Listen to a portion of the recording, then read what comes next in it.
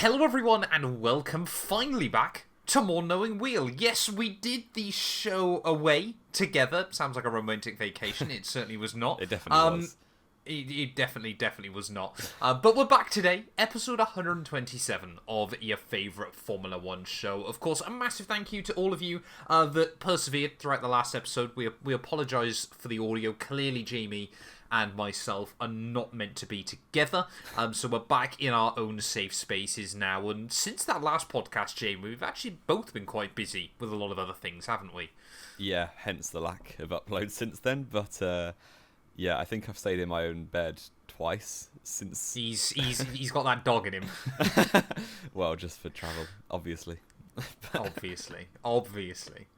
Jamie183, the absolute dog. That is never how I expected to intro one of these podcasts. But yeah, Jamie's obviously, you've been away twice, haven't you, since then? Yes, I have, and yes, the just got back. Setting life.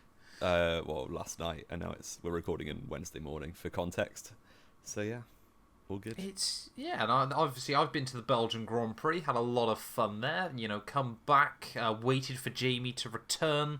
Apparently as well for our visual viewers here on YouTube, I've also got the mumps for some reason, so we're not going to look at this side of my chin all morning, please. It's horrendous, and hopefully we'll be back to normal broadcasting from next week, of course. Quickly, though, a little bit of housekeeping before we dive into this. You know, we keep mentioning it in every one of the podcasts at the moment. From 2024, Knowing Wheel is going to be shifting away from the Matt212 YouTube channel and onto its own dedicated channel. There'll be a link to that down in the description below. So, of course, if you are watching this on YouTube and you want to go check us out there, it would be greatly appreciated. All of the podcasts are going live there, usually actually before they go live on the Matt212 YouTube channel anyway. But yeah, as we move towards 2024, obviously we're trying to separate this brand out into its own area. So, of course, if you follow us as well on various social medias, greatly appreciated. But Jamie, it's been a while since the Belgian Grand Prix, and to be honest, it kind of felt like there wasn't a huge amount to talk about, is there? Especially when it was so long ago.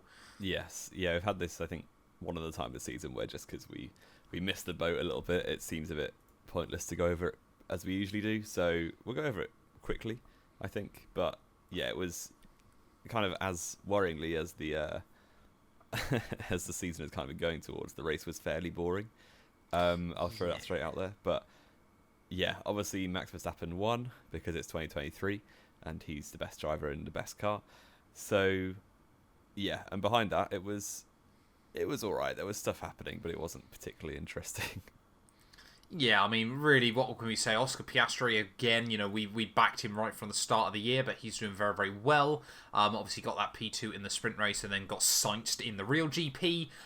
Perez, you know, a better weekend, you know, goes into the summer break with a tiny bit of momentum. Apparently, there's some speculation around his contract, isn't there? Yeah. Because he's so many points behind Max, there's some sort of release clause. 125. If he was over 125 or over behind, he could take a salary cut, was from what we gathered. And he's exactly 125 behind at the moment. Yeah, unfortunate, really, for Checo. That's one fastest lap difference or something. But we'll have to wait and see if it actually happens. Christian Horner seems to be pleased with him this weekend, so that's all right for Checo. Yeah, got back towards where he should be. And I mean, looking at the Drivers' Championship, though, behind them, there's still a lot of battles going on as we head into the second half of the year. 1 point between Hamilton and Alonso in P3 and P4 there. 7 points covering Charles Leclerc, Carlos Sainz and George Russell behind them. And then obviously Lando Norris already ahead of Lance Stroll, which is rather impressive as well. So, you know, there's a lot of different battles going up and down the order. Is there anything else you want to talk about from the Belgian Grand Prix, or do we want to get just into the meat of the video? Gasly did well. I like that. Gasly got third place in the sprint. Well done. He did. It was very odd, wasn't it? And then basically did nothing in the GP. Did he get a point? No, he didn't get a point. Well, he almost got a point. Yeah, well, I think this is the problem, isn't it, now? Alpine, unless they make a big upgrade, are basically going to spend the rest of the year almost getting a point. Yeah. Because it's Red Bull, Aston, Mercedes, Ferrari, McLaren now, isn't it? That is the top 5 teams. And then you've got Alpine, definitely the 6th fastest team, which means that the other 4 are basically fighting for scraps, which is why stuff like Albon's P7 that you got in Canada will be huge, because the bottom 4 teams are basically picking off a point here and there. Yeah, and it kind of feels like, especially as we head into the second half of the year, unless we get a really, really stupid race, would not surprise me if none of those teams were able to score again. No, Maybe Williams at Monza. Some of them definitely will. I think that, like, AlphaTauri scored in Belgium. Like, almost every race, one of them has scored a point or a couple of points. Yeah, we'll wait and see. I suppose. Of course, the other big news, we mentioned Alpine there. It's basically going to be Gasly and Ocon by the end of the year, isn't it? In that team, everyone is getting sacked. Yeah, and we kind of see this every few years. Alpine/Renault just decide they can't be bothered to do F1 anymore, and try and do something to pull out, and then just don't, and stay, and then rename themselves, and then they're very, very confusing. So yeah, it's interesting because Alan Permane's been there like 25 years or something. Yeah, and longer than that, I think. Yeah, it seems a quite strange decision to be making so many changes. Otmar's only been there 18 months or so. So yeah, it's a bit odd, but the French are the French, aren't they? So we'll leave them to it and see what happens when they've got 2 drivers and no staff at the end of the year. Yeah, when Gasly and Ocon are trying to put their own tyres on in the pit stops. It did, however, though, allow us to get the greatest quote from Formula 1 in 2023, didn't it? Otmar Safnauer, the absolute legend. Did you see this? I don't think I might have seen it on Twitter, but I don't remember it. It has gone viral, not just in F1, but just in general circles anyway. I do know this, yeah. But of course, Otmar Safnauer talking about, obviously he's made all these signings for personnel that come in for 2024 and 2025, and obviously now he's not going to be able to see those signings. He said it's like trying to get 9 girls pregnant and expecting a baby in a month, which I think is absolutely incredible as a quote there. But I mean, Alpine again, they're such a weird team. I've seen a lot of calls now as to whether they should sell up shop to Andretti for the near future. They already had that engine deal in place. Obviously, it was more a deal in principle, but that could be a good shout. But of course, on the other hand, one idea that I quite like the idea of is Alpine sell their UK base to Andretti and just work in France. It seems so odd that team is still half and half across the channel. Yeah, but then the Enstone factory has been run by Renault for like years and years. So I'd be sad to see that sold off, but they probably, in my opinion, they should move their engine base to the UK as well, because that would probably make a lot more sense. Well, I think the problem with that is, of course, that it's French government funded. Yeah, I suppose. Yeah, the French government is so strange. Okay, go on, no, delve in. That's all I want to say. We're going to start a politics channel as well, where Jamie just slates Macron every week or something. But anyway, let's get into the real meat then, Jamie, of the video. Of course, it's the summer break. We are planning on doing a couple of iceberg videos as well over the coming weeks. But today, we want to cast your minds back to, I'm just looking here, the 28th of February, 2023, Jamie. It feels like a long time ago now. It was actually only a week out before the first Grand Prix of the 2023 season. And we made our predictions for the Drivers' and Constructors' Championship for 2023. Now, of course, we're not at the end of the year yet, so we're not going to tot up the scores entirely. But today, Jamie is going to react to the predictions we made, and we're going to just kind of discuss each team and how things have gone. Now, do we want to go from bottom to top, or do we want to go top to bottom in terms of teams? Go bottom to top. Okay, wonderful. So, we'll start then with our real-life 2023 bottom constructor. 3 points to the name, all courtesy of Yuki Tsunoda, and probably a team that's had more drama than any other. It's Alpha Tauri, Jamie. It is. What do we make of their season? I think it's been quite expected. I think I predicted them 10th. I can't remember. I've definitely predicted them down there. You did predict them 10th. Oh, well, that's good for me. I think you put Williams bottom, if I remember correctly. I did put Williams bottom. That's a bit of an L, but we'll get into that. Yeah, I think we kind of said with rule cycles and all that, AlphaTauri generally Toro Rosso back in the day, start off slowly, and then as the teams just get closer and closer together over a 5-year period, that's the point where suddenly they're just running a second Red Bull, basically. So yeah, I think their car is probably one of the worst. I would say it's probably the worst in quali pace, and it's definitely down there in race pace too. It's not helped that up until recently, neither of their drivers have particularly pulled up any trees. Tsunoda's done well. He's done all right. He's not. I wouldn't say he's done great, and he's been made to look all right with Nick de Vries. So, yeah, we'll see what happens the rest of the season. But I don't particularly expect them to make that much progress. Well, there is talk of them running the RB19 next year, which would probably put them in second place. So we will see. Yeah, I mean, this is the thing, isn't it? Of course, at the moment, Alpha Tauri, there's all these talks now that Red Bull could potentially sell off the naming rights to, Hugo Boss, or what was the other company that was apparently looking? All-In, wasn't it? Yeah, All-In was the other one, of course, who's already one of their big sponsors. I mean, surely at some point very, very soon, you just start to wonder why Alpha Tauri. I get that obviously they've been trying to just take up all the wind tunnel time, all the R&D time they possibly can, as they should. But do we think going into 2024, Red Bull will just be giving them every single part they possibly can again? It just seems sensible, doesn't it, at this moment in time? Yeah, because they would... I genuinely think an RB19 next year would probably finish 6th or 7th. I'll probably be the fastest, 6th or 7th fastest car. So, and we've seen it before. The Super Aguri ran a year-old Honda back in the day. And even Toro Rosso themselves used to do it in 2008, wasn't it? They ran an old Red Bull. Well, they were running the same car, weren't they? With a better engine. Yeah. Yeah, but it's I think Formula One, of course, is against that now, though. Yeah, more so. Although, yeah, you can still get listed parts, obviously, but depends how you can't just straight up copy anymore, thankfully. But yeah, I mean, Tsunoda, though, Jamie, you had him predicted for 19th over on the championship. I had him predicted for 18th. The more painful bit for both of us, and I do remember saying it at the time, was that we both said de Vries would be worse, but we thought he'd just get what we dub on this show as a shithouse result. So we both had de Vries one place above Tsunoda, and safe to say we've got that badly wrong. Yes, unless he comes back. You never know. I think I've got a good idea he won't be coming back. Yeah, right now Tsunoda is 17th in the championship with 3 points to his name. Yes, yeah, and ahead of Kevin Magnussen as well, though, which has been rather impressive. Of course, neither of us predicted Daniel Ricciardo would make a return, so clearly we don't know wheel at all there. I think we may have spoken about it at some point, maybe once the rumours were happening. Once the rumours were happening, Jamie, not at the start of pre-season, not at the end of pre-season testing, sorry. But yeah, I mean, Alpha Tauri, of course, we've always said they're a weird little team. Never have finished last, though, I don't think, in a championship. I think they have. Not mistaken. Not Alpha Tauri. Toro Rosso would have done. I don't think they ever did. I thought they came 9th a couple of times ahead of Force India.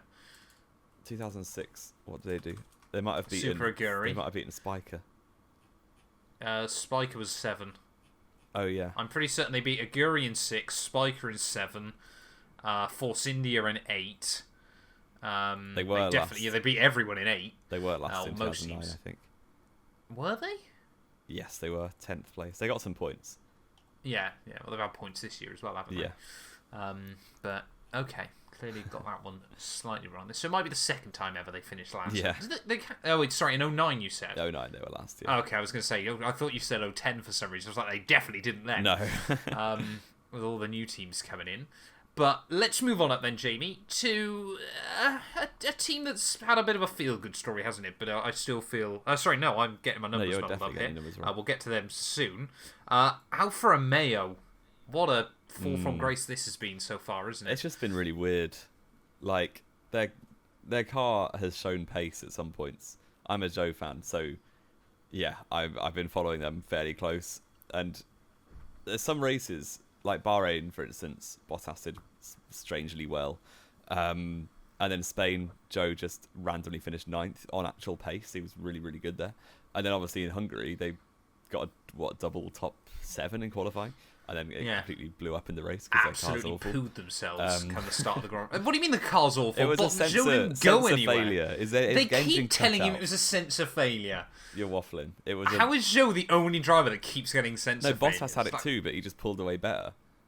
Oh, so he knows how to start a Formula 1 car? It wasn't the launching. It was actually a sense of failure, which meant he had to pull away normally, like he does from a pit stop.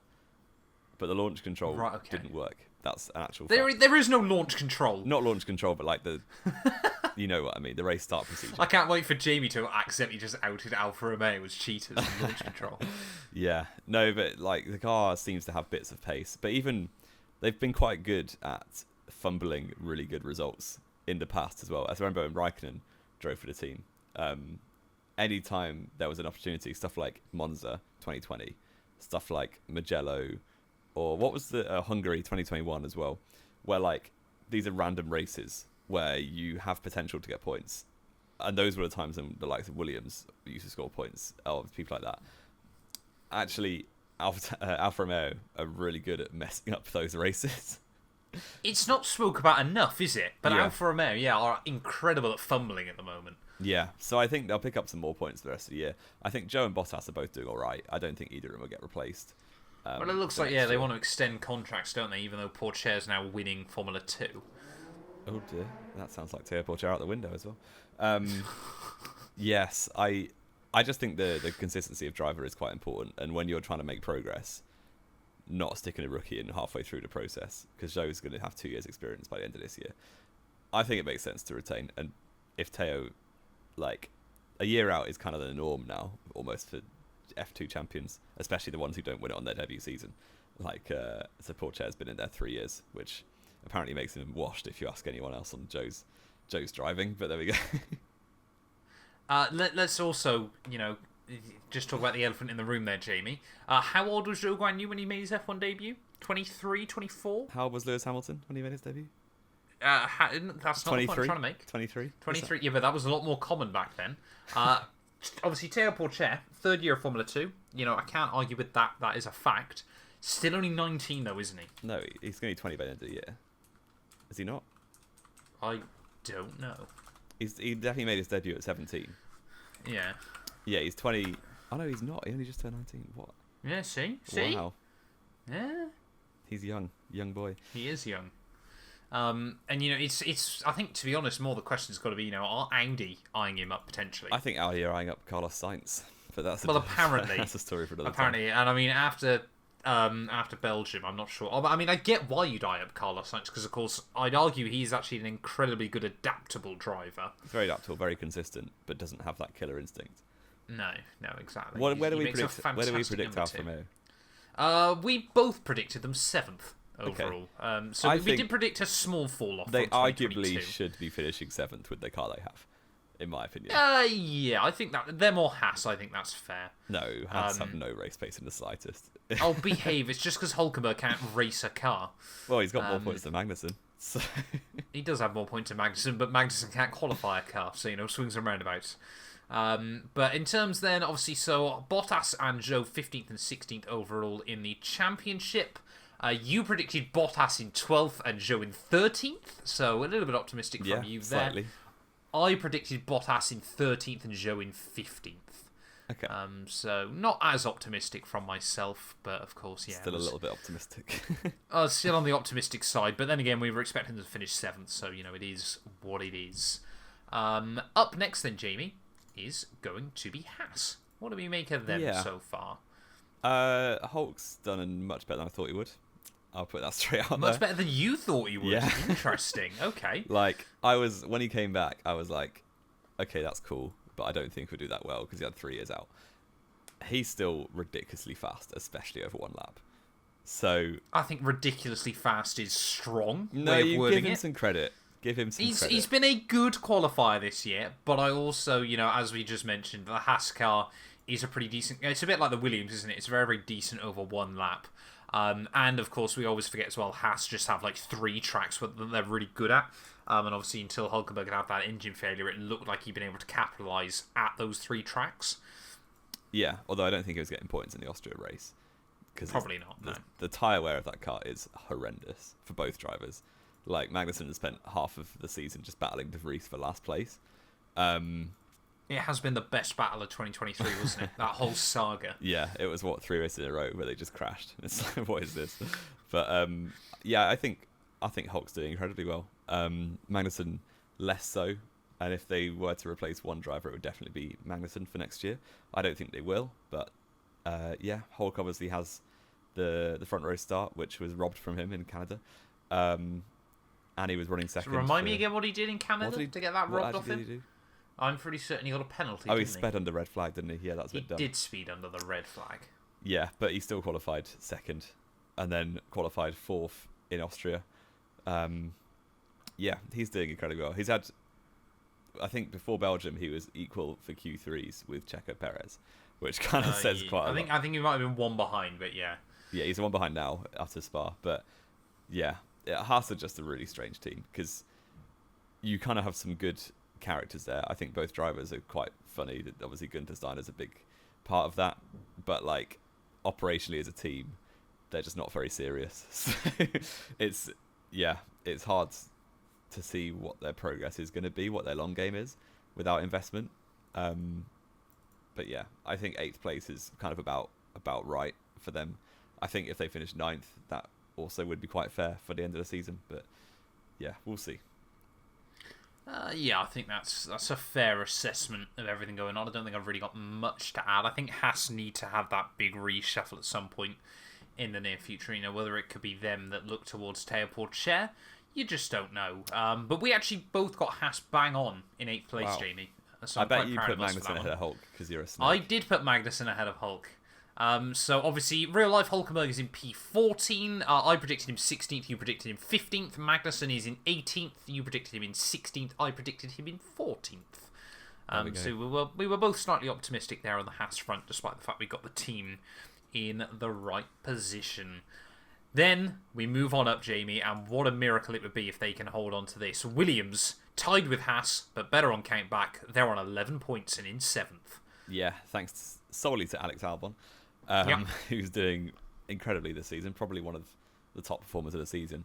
But yeah, the car is an absolute bullet. That's all it is, really. Because they can't really do corners. They can't really do wind. But they've got an absolute rocket ship in a straight line. So yeah, you can see that by where he scored points in Bahrain, Canada, and Silverstone, because they're probably the tracks with the most on throttle time that they've done so far, I would say. Certainly Silverstone is.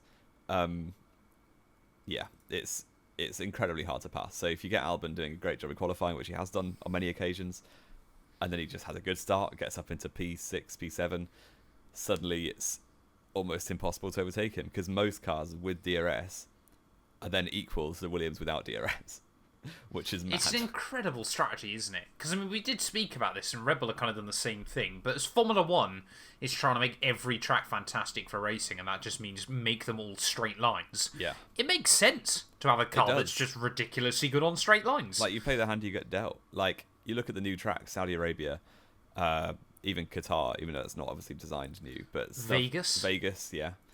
They're all just very long straights. Miami as well, very long straights with little tight twisty sections where you can't pass. So if you make sure you don't get passed on the straights, you're going to be fine. It's a pretty damn good strategy to have, isn't it? Of course, you mentioned Sargent there. It's been weird, hasn't it, Logan Sargent in that second seat? He hasn't really done anything wrong, I would argue. He's just had little mistakes. But he hasn't really done anything right either. No, he's had a lot of small mistakes, to be fair. Like, if you think about race by race, like, he's definitely an unpolished rookie. But that's kind of fair, because he was not expected to be in F1 this year until all the fallout with Piastri and Alonso happened. So, yeah, and he has always taken a full year, kind of like Mick Schumacher, taken a full year to adapt to a new formula. But I think he's got to start doing better, to be honest. I think, yeah, he's had a lot of random spins, like in quali or the race, and a few times he's just really, really lacked pace. Yeah, and I mean, I think we're kind of at this weird crossroads now, aren't we, with Williams, of, you know, is this just, again, a bit of a flash in the pan, you know, similar sort of 2014, 2015, where they, you know, sort of up on performance again, or is this, you know, really Williams starting to rebuild and restructure, and, you know, don't get me wrong, I don't think, you know, they've got anything to suggest they'll be a championship winner again anytime soon. But, you know, could we see them beefing out with Alpine, you know, towards the front of that midfield in the near future? Could they do a McLaren and make a big leap forward towards the front again? You know, if they get something right with the car. We don't quite know, but I rate of course, what James Vowles is doing with that team. he's quality. doing a fantastic job. Yeah. He's doing an absolutely fantastic job at the moment. I think, the way he talks about that team as well, it's clear that, I know obviously we were a little bit worried, of course, because it was quite a big step up for him, but he's, absolutely smashing it out of the park, isn't he, so far this year, and it's fantastic to see. But, I think Williams will probably retain Sargent for next year. Yeah, I think they will. But I think then, if it's getting to the point where Albon is, sort of potentially, battling inside that, he's ahead of all the other backmarkers at the moment, but, still on half the points of Pierre Gasly, if it gets to the point next year where, say they're battling with Alpine and, that kind of thing, could we see Sargent get dropped? You just makes you wonder sort of the direction that Williams need to take it. Yeah. Where do we put them? I think bad. You said 9th, I said 10th. I really just expected Williams to get a bit unlucky this year. We both had Sargent in last place overall, P20. He's currently P19. You had Albon in 17th. I had him in 19th, and he is currently 13th. So we massively underplayed on the Williams Though I do front. think they should be 9th or 8th with their car. On overall pace, but obviously when you specialise it to do straights really well, that's quite a good strategy, as we said. So yeah, it's a bit of a weird one, isn't it? Because probably on raw pace they are the 8th or 9th fastest car, but obviously sensibly there's been tracks where they are the 7th fastest car, so they deserve to be P7. Yeah, isn't it? Yeah, they've got the sometimes points. Even higher than that. Points mean prizes.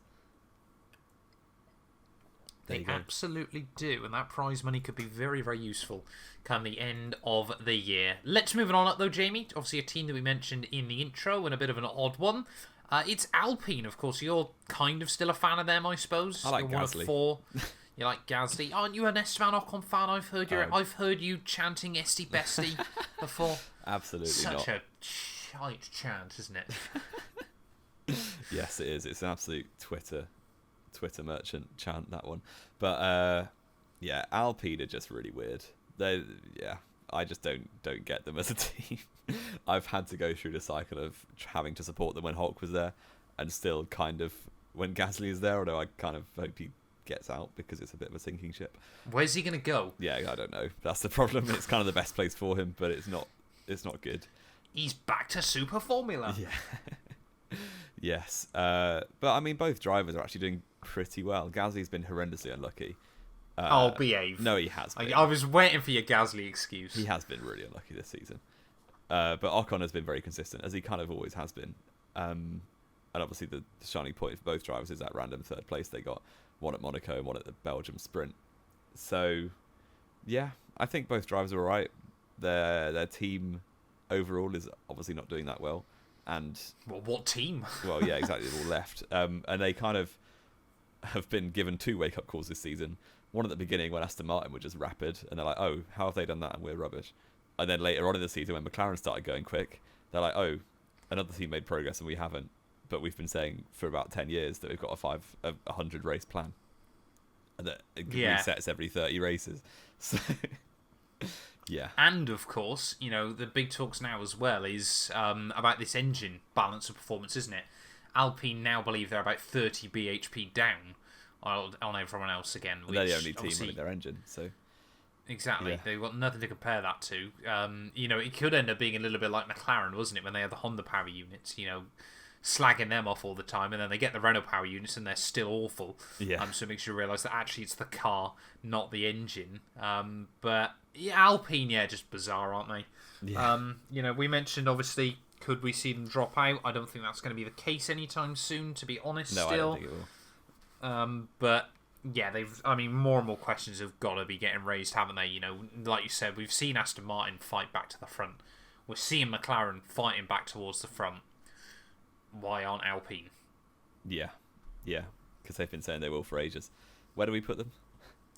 So we both predicted them in 5th overall in the championship.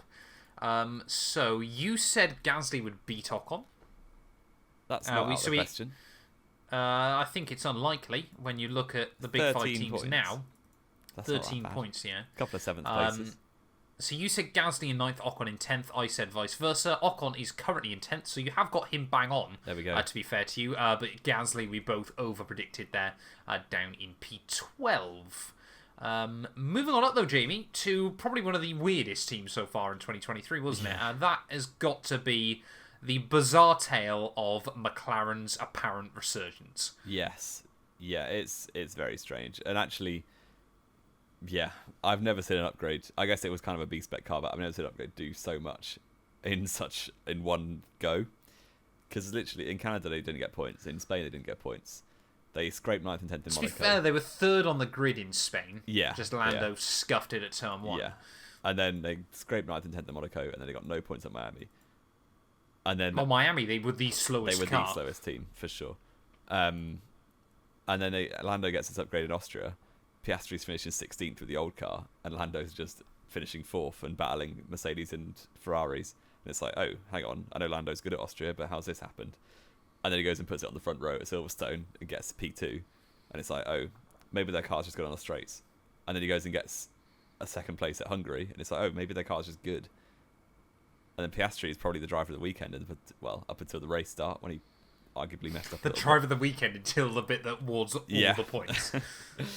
Yeah, and it's just like, wow, where's this come from? I have no idea why their car was so bad at the start of the year. But yeah, they're really good now. I genuinely think, if I hang on before I commit to anything, actually they're like 90 points behind Ferrari. I don't think they'll beat Ferrari. Yeah, there's still a long way back. But could happen. I think they are probably the third fastest team at the minute. Behind who? Mercedes and Red Bull. You reckon they're still slower than Merc? Well, it's very close with Mercedes, I think. But I think it is more track dependent still between Merc, McLaren, Ferrari, and Aston Martin. Yeah, which makes it great. Honestly, if Verstappen wasn't in the championship, it would be incredible, because you've had about 6 different winners. How many people have finished second? Perez has, Alonso, Hamilton, Leclerc, Russell, and Norris. Russell hasn't finished second. Oh no, he hasn't. Yeah, I don't think. No. And obviously Piastri in the sprint. Yeah. So it would have been like 6, 7 different winners if you count Piastri. But ban Red Bull, pretty simple. Well, yeah, even just ban Verstappen. Although Perez, without the pressure of beating Max, Perez would be walking away with it, to be honest. But absolutely, yeah. So McLaren though, it's good to see them back fighting. I mean, it's kind of in a similar vein to 2021, wasn't it? Where they were beefing Ferrari, or 2020 as well, of course, where they were beefing Ferrari. Yeah, although I think the fact that up until now. pretty much the summer break, Lando was still ahead of Perez and Bottas in 2021 was absolutely mental. Yeah, and Lando is one of the best drivers on the grid. Probably. Oh, absolutely. Top 4. Absolutely. I think I'd put him 4th. And I think it makes it even more impressive that Oscar Piastri has not been destroyed by Yeah. Piastri's doing completely commendably, for sure. I do wonder, in the not too distant future, whether this could be the pressure that Norris really needs, or could be the pressure that breaks him. If Oscar Piastri, because I think the thing is, what I love about Oscar as well, I'm going to go out on a limb here, Jamie, this might be quite shocking to some people. I might honestly be a bigger Piastri fan than I am a Lando Norris fan at the moment. Wow. I think the way Lando's sometimes conducting himself, I think he's a bit too... not necessarily comfortable, and it makes F1 sound a bit too old school necessarily. He's a little bit complainy. I got that gist on the radio in Spa. He was very down. A bit complainy, and he's kind of a bit too comfortable with where he is at the moment, I feel like. Obviously, he's had 2 years of just kicking the bottom out of Daniel Ricciardo in a car that suits him. Don't get me wrong, I still think he's an absolutely fantastic driver, but, it was things like the apology for breaking Max's trophy at Hungary and things like that, where he's literally smirking as he does it. I get why, obviously, it's funny to a lot of people, but, Oscar Piastri is an absolute out-and-out, he's here to race. I mean, he's a bit like a modern-day Kimi. Yeah, exactly. Exactly. I do really, really warm to him. I think, I'd loved him in Formula 2. I know you didn't, obviously, because he was only because he's a rival. I think he's a great driver. Oh, yeah. No, I didn't think you were ever arguing about his talent. I think you just obviously, you liked someone that he was beating quite comfortably. Yeah. But Piastri, I think, is absolutely the real deal. And I would be intrigued as we head out of the summer break, because Spa was the first proper weekend where he was comfortably, just had those extra couple of tenths over Lando. Second half of the year, maybe, it could be a case of, obviously, Lando Norris has signed that long-term deal at McLaren. If Oscar Piastri starts beating him, more regularly, could he be trying to look for a way out? I think Lando's quality. I think. Oh, absolutely. But I do genuinely believe Oscar Piastri's got the potential to be better. Yeah. Yeah, although Lando's still young as well. Yeah, Lando's, what, 23? Lando's 23. Piastri's 21. Or 22, Piastri 22, might be. yeah. But I absolutely, do believe Oscar Piastri. Yeah, and you forget he's a rookie, which is a great compliment. Exactly. You know, the fact that, Sargent, as we've said, obviously has done mediocrely.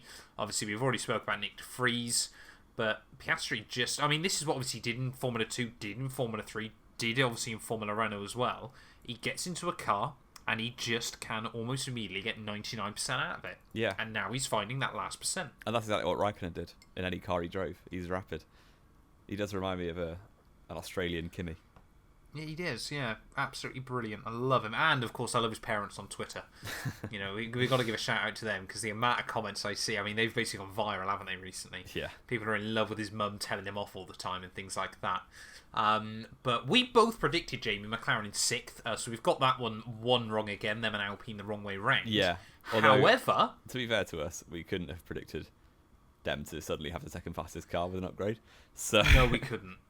So we've done all right there. We both got Norris bang on. We said 8th place for him. That could change by the end of the year. It would not surprise me if he beats out a Sainz or a Leclerc or something, or a George Russell potentially. You said Piastri in P14, wow. So you really didn't believe in Oscar Piastri. I just think it was going to be close. However, had Piastri in 11th, so I've got the McLaren lineup bang on, which I'm taking the points for. I fully don't think Piastri will stay 11th, but I also think he'll not stay 14th. So fair enough. I think that's an interesting call. 4 more teams to go though, Jamie. Next up is, Ferrari, if I'm led to believe correctly, is Ferrari. Indeed, and what is going on? Who knows? It's kind Ferrari. It's the nature of this season that every couple of races, the team in second place changes, and based on, I don't know, car pace or just the nature of the track they're at. But Ferrari have had the second fastest car at some races, definitely at Bahrain, I would say, probably at Baku, they got pole there, and certainly Belgium more recently. But there's just some races where they're just easily the 4th best, and that leaves them like Saudi. Yeah, and that leaves them in 7th and 8th, and it's like 6th and 8th. Well, 6th and 7th in Saudi, but like. Oh, sorry. I thought you meant in the championship. No, and that's wrong anyway. Yeah. When they're I know what you mean. Sorry. Yeah. Like if you're the 4th fastest team, when no one's having a problem, you're getting 10 points from a race, and it's like, okay, that's quite bad. So yeah, Ferrari have just been strangely mediocre, and I think, they probably will. Like, obviously, no one expected Aston Martin to make this leap. They could beat out Aston Martin by the end of the season, but I think when Leclerc was supposedly battling for a championship last year, until he started crashing in France, and even before that in Imola, I suppose. Yeah, it's a bit of a shame for Ferrari, and I think Sainz is doing consistently well, but as we said, doesn't really have that cutting edge. Leclerc has been quick on occasion, but crashed more than he should have done, and that kind of sums it up. Yeah, it really has been a tale of two halves, hasn't it, down at Ferrari? Because Leclerc, you could probably easily count up 30, 40 points that he's lost this year. 15 in Bahrain for the reliability. The accidents that he's had at a couple of other venues as well.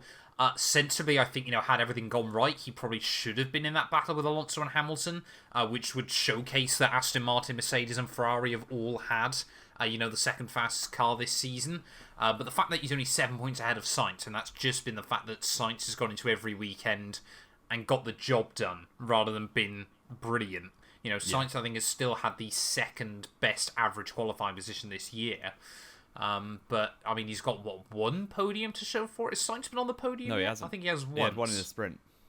Yeah, one in a sprint, sorry, yeah. So it hasn't even had a podium yet. But is still, just 7 points behind Charles. Charles, to be honest, is quite lucky to be ahead of Russell with the way things are looking.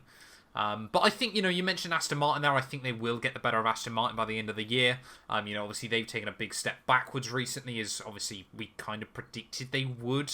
We kind of thought it was not necessarily a flash in the pan, but just obviously, their first time really fighting towards the front, they were going to start struggling, with against Mercedes and Ferrari. So you predicted Ferrari P3. I actually predicted them P2, Jamie, in the championship. Interesting. So Leclerc is currently 5th in the drivers' table. You predicted 4th. I predicted 2nd again. Not great for me, I'll admit. But Sainz is currently 7th, and we both predicted him in 6th. Okay. Yeah, I'll accept that for Ferrari. Yeah, I think it's about, I think, like we said, I reckon they'll still get P3 overall coming into the year, but I think Mercedes are just a bit too consistent. And I think, Lewis is finding that love again with the sport, that he really missed out on in 2022, which I think, could still be argued he is, Mercedes' X factor still. Sure. A lot of the talk was suddenly about George, but I think, Lewis has. But Russell was never really beating Hamilton. We'll get onto it later. We will in just a moment. Aston Martin, though, up next. Again, another feel-good story, but, the power and balance if you like them of or not. Yeah, I guess. recent time, isn't it, has really kind of swung that. Yeah. And they were definitely the shock at the beginning of the season. Apologies for the yawn. But they've kind of gone off the boil a little bit more recently, although 5th place in Belgium wasn't that bad for Alonso, but then he got a podium in all but 2 of the first 8 races, and then none since then. So yeah, Alonso is performing incredibly well, and it's really cool to see him back at the front, I think. But the car has lacked a bit recently, and then Lance Stroll, what's going on with him? Who knows? It's Lance Stroll, isn't he? Pretty much sums it up. Yeah, he's had 1 top 5 finish this season. Alonso's had 1, 2, 3, 4, 5, 6, 7, 8, 1 9. top 5 finish in what has often been the second best car. Yeah, and even that top 5, he did his best to mess it up in Melbourne, but got lucky. Oh yeah, he shouldn't have even had that, should he? It should have been a DNF. Yeah. What would Stroll's best result be without that then? 6th? 6th, he had a couple of 6th places, yeah. Madness. But Madness. yeah, I think Alonso's doing incredibly well. I think he's got his love for the sport. He's a great character to have on the sport. He's dating Taylor Swift, so life's Forgot going very about well that for Alonso. Lance Stroll he actually seems a bit disenchanted with it, which is a bit of a shame for him. I do wonder if at some point he just calls it quits. But this is what we said, though, obviously when Alonso was announced to Aston Martin, wasn't it? Stroll's kind of had those couple of years where he's gone up against Seb, who, let's be fair, It's a bit past it. was not the Seb that we used to, absolutely hate as he would run rings around everyone. As he was so, doing of course, yeah. there was probably a little bit from Stroll going, well, I'm keeping up with a 4-time world champion. I'm standing my own. Daddy, bring in whoever you like. So obviously Alonso's gone, well, I want to get money. And we said obviously as soon as it was announced, Alonso was going to bully the kid. Yeah. And I mean, he hasn't necessarily off the track. He's been very, very supportive of He's been very Lance diplomatic, actually. in what has been bizarre to watch. And honestly, I think I dislike this version of Alonso more than the normal one, who's just a dick for being the sake of a dick. But watching Lance on the screens and saying, what a great move, when he's battling for 12th Exactly. and Alonso's in 3rd, it's like, okay. But, on the track, Alonso has absolutely wiped the floor with him, hasn't he? I think Stroll's beaten him once in a race, twice in qualifying. My favourite one of those, of course, was in Barcelona, where Fernando Alonso's home race, Aston Martin had a bit of a nightmare, and Stroll was just quicker. Yeah. Throughout most of the weekend was quite funny. But yeah, the fact he's on 47 points behind Lando Norris, and really on half of the points of the cars he should sensibly be battling. Well, he's got a third of the points just of Lance Alonso. Stroll, isn't it? Exactly, yeah. But even then, he should be in that battle with Leclerc, Russell, and Sainz. Yeah, if you stuck, even arguably an Ocon or a Gasly or a Hulk or an Albon, I think they would be in the fight with Leclerc and Russell and Sainz. Yes, yeah, easy. It's just Lance Stroll, isn't it? A few bad qualifying sessions here and there, and obviously the Aston Martin car that's fallen off slightly. Maybe this Do I is think he'll give it up? No. Maybe this is his dad's idea to, instead of having to fund an entire career, he just funds Stroll until he gets battered by enough world champions to leave. Yeah, I just feel like Stroll won't give up. That's kind of my problem. He's like a bad fart, just always lingering. Fair. I wonder, because obviously Lawrence Stroll only owns, 25%, isn't it, of the team? So if the bad performances do continue, it's how much pulling power does he have? Obviously, he owns quite a lot, Jamie. I'm still left to believe. Yeah. But it's like if the other 75% all think we should get rid of him, would Lawrence Stroll leave? I think Lawrence Stroll sees the vision and would stay, whether Lance was there or not. Yeah, I think he'd quite happily walk away with his profits and invest it elsewhere. I'm sure, you could have a Haas or a Alfa Romeo. Well, it won't be Alfa Romeo, will it? Could be, Williams, something like that would quite happily take a few pennies to put Stroll in the car for a couple of seasons. Maybe, yeah. But obviously, yeah, Aston Martin's still currently P3. I'm in the mindset of they will finish the year in 4th. I think Ferrari should get the better of them. But we both predicted them in 4th. Alonso is currently obviously 3rd in the championship, 1 point clear of Hamilton. We both predicted him in 7th. You predicted Stroll in 11th. I predicted him 12th. And of course, currently he is in 9th place overall. But probably could at least finish 10th behind Piastri. Yeah. And might lose to Ocon if things go really badly. Yes. Yeah, and I think Aston Martin, Alonso down in 7th is a bit harsh, but I guess at the start of the year we couldn't really believe how fast they were. So. No, I think we still had this big 3 in our head, and Alonso was just going to be comfortably the best of the rest, wasn't it? Which potentially on how bad Aston Martin fall could still end up being the case by the end of the year. Not sure. But no, I don't think he'd come all the way down. I reckon he could sit into quite a lonely 4th, or might get jumped by Leclerc and Russell. But I still see him beating Sainz by the end of the year. And that leaves us then, Jamie, with our big 2, Mercedes and Red Bull. Yes, and it's nice to see Mercedes back, I think. I think the pole in Hungary, I was genuinely quite happy about, as a complete non-Hamilton fan. But we love him. Yeah, it was nice to see. I like to see happy Lewis, as long as he's not beating Verstappen.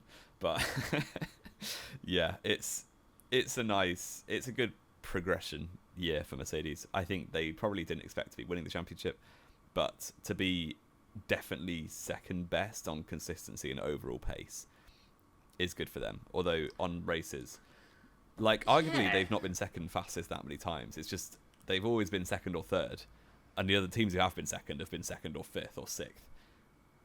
5th or 6th? No, as in. No, I mean Mercedes. You go into a race weekend, Mercedes are usually second fastest or 3rd fastest. You take Ferrari or McLaren, they've been second fastest or 4th or 5th fastest. Right, okay. That's very, very different to 6th fastest. Yeah, I suppose.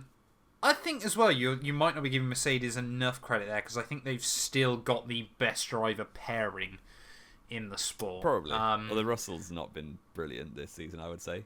He's been unlucky on a couple of occasions as well, but I certainly think he's kind of been, Hamilton's kind of put him back in his place slightly. Yeah.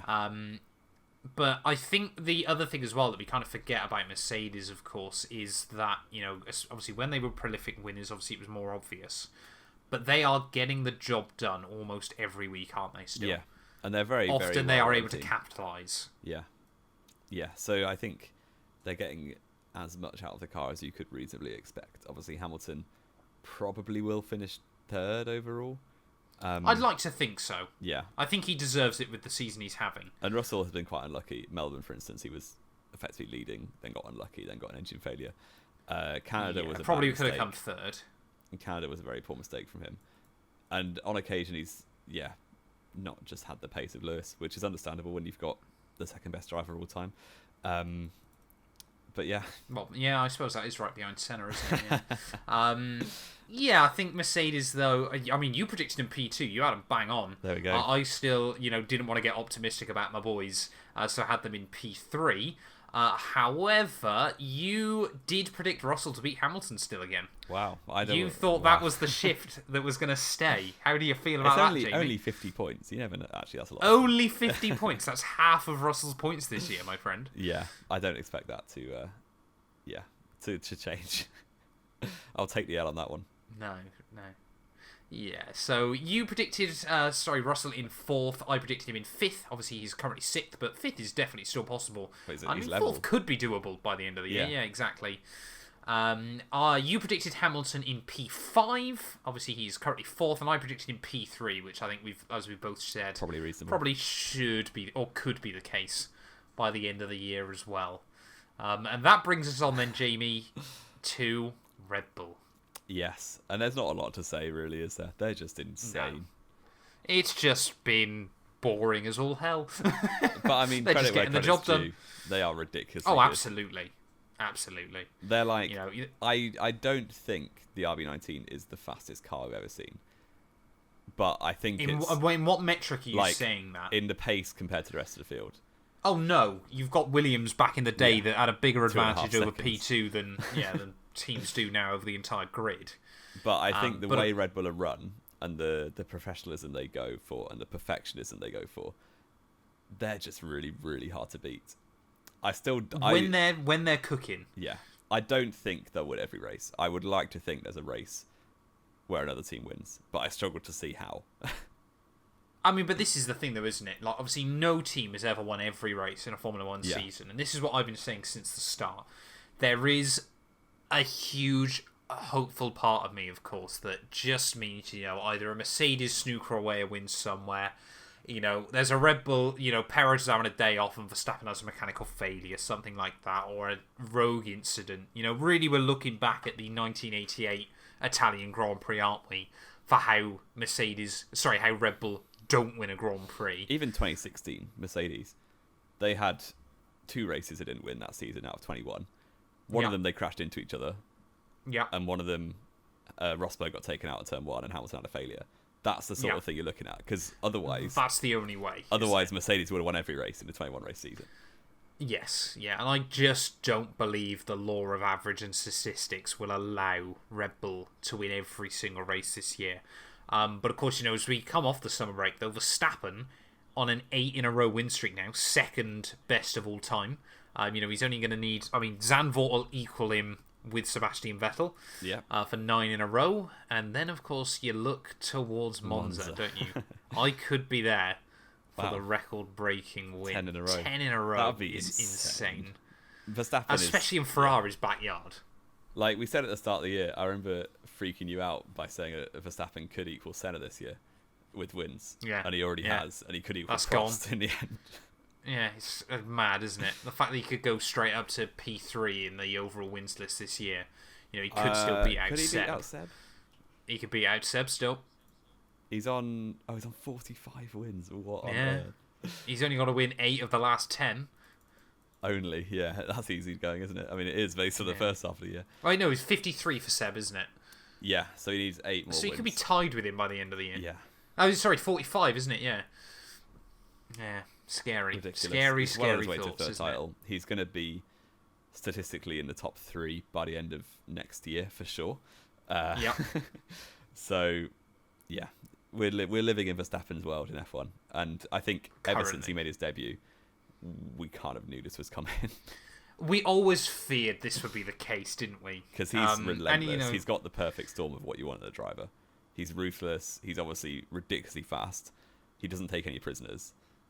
And yeah, he's also got the personality of wallpaper paste. No, he's quite funny. He does. He's so boring. I find him funny. He's so boring. Yeah, but this is the thing, though, when people go funny. on obviously about like the Hamilton dominance and things like that. At least Hamilton Hamilton at was the just end a of a wet Grand paper Prix towel. which shows emotion. No, he wasn't. He was showing emotion. He was dedicating like wins to frenzied loss. It felt like an actor, Hamilton. He was like saying the right things on paper with the right personality. Behave. I don't know. But Max comes across the line every week and goes, "Yes, boys, yay!" and just wins again. It's so dull. Oh, that was a lovely race. So dull. Yeah, simply lovely. Get in the bin, mate. I love him.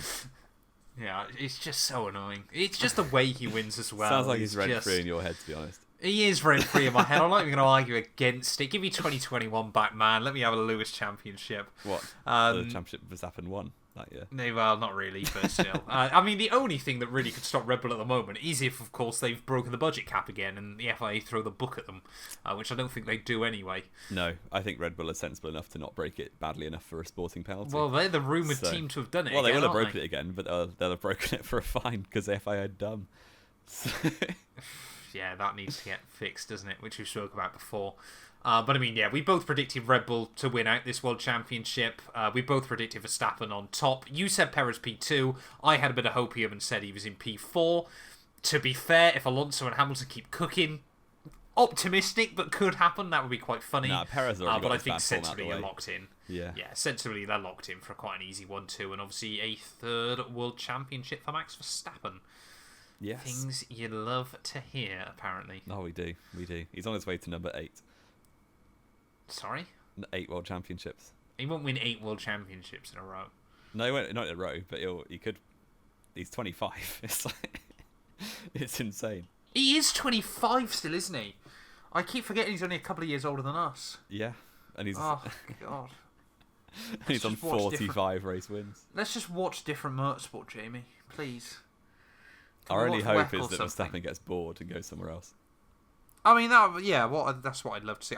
Funny enough, I was actually watching an interesting video this morning, talking about. Do you remember back in 2018 where Alonso and Lando Norris did Daytona 24? No, actually, I don't. You don't. Very, very interesting. Wow. Very, very interesting. But I think overall, though, Jamie, looking at our predictions, we've had a couple of stinkers, but generally, we've done all right, I would say. And I don't think we deserve massive amounts of credit when it was kind of an evolution rather than a revolution for the rule cycle this year. But we've done okay. We'll go through it properly and give out points and stuff at the end of the year. We actually have our own little race predictions, don't we? So that's actually, I think we're level. We did not do Belgian ones officially, so even though I outscored you, I'm not going to classify those. Good. Give you that 1 so I'm 1 point ahead disadvantage. Going into the second half. Yeah, exactly. And a tweet is on the line. Second half of the season, then, Jamie, get me a clip in. Bold prediction. Bold prediction for the second half. Okay. Fernando Alonso wins the race. Interesting. Number 33. Okay. Load it up. Okay. The clips are going to love that. Thank you very much. I am going to say then, for my fanboyism and my hopium, Hamilton is going to win the Red Bull win streak. Win 104. Please. Please, Lewis. Come on, do it for me. But yeah, don't think there's anything else we need to cover, Jamie. I think we've done everything we wanted to today. Yeah, I think so. Wonderful. Well, thank you all so much, as always, for watching. If you have enjoyed, please do make sure to leave a like. Get yourself subscribed. Like we said, obviously, follow the No Wheel podcast channel down in the description below, obviously, if you're listening here on YouTube. And yeah, we'll be back probably next week then, hopefully back on our normal Tuesday time slot, with an iceberg video, Jamie. Looking forward to that as we delve into, I think, Tier 3. Yes, that'll be a lot of fun.